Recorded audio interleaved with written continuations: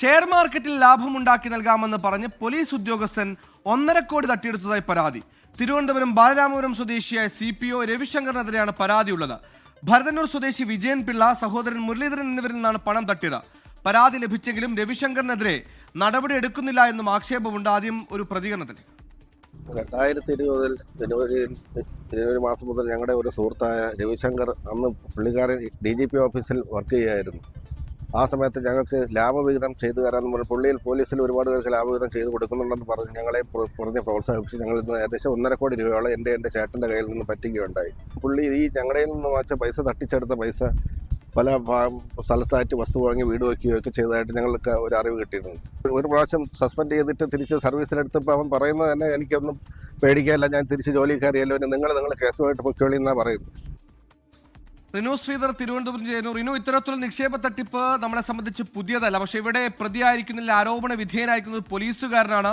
എന്താണ് തട്ടിപ്പ് സംബന്ധിച്ച് നമുക്ക് ലഭിക്കുന്ന വിവരം? ഇപ്പോൾ ഈ പരാതിക്കാരൻ പറഞ്ഞു നേരത്തെ സമാനമായ ഒരു പ്രശ്നത്തിൽ പുറത്തൊക്കെ ആയിരുന്നുവെന്ന്. എന്താണ് ഇതുമായി ബന്ധപ്പെട്ട്, അന്വേഷണവുമായി ബന്ധപ്പെട്ട് പോലീസ് പോകാത്തതിലെ അവരുടെ വിശദീകരണം?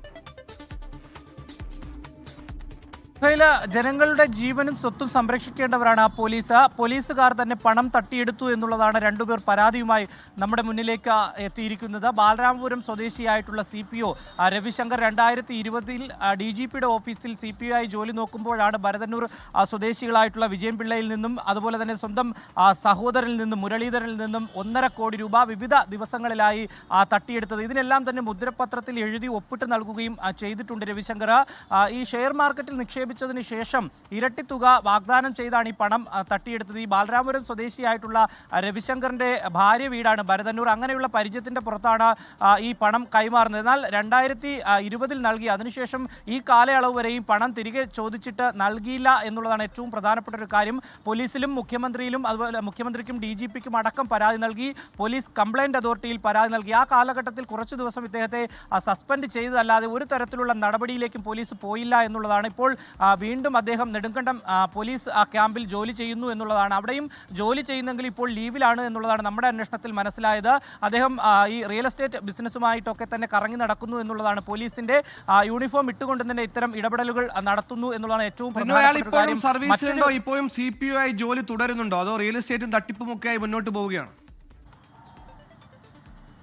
സുഹൈല, നിലവിൽ അദ്ദേഹം നെടുങ്കണ്ടം ക്യാമ്പിലാണ് CPI ജോലി എടുക്കുന്നത് എന്നുള്ളതാണ് നമുക്ക് മനസ്സിലാക്കാൻ കഴിഞ്ഞത്. പക്ഷേ അദ്ദേഹം ജോലിയിലാണെങ്കിൽ ഇപ്പോൾ കുറച്ച് ദിവസമായി ലീവിലാണ്.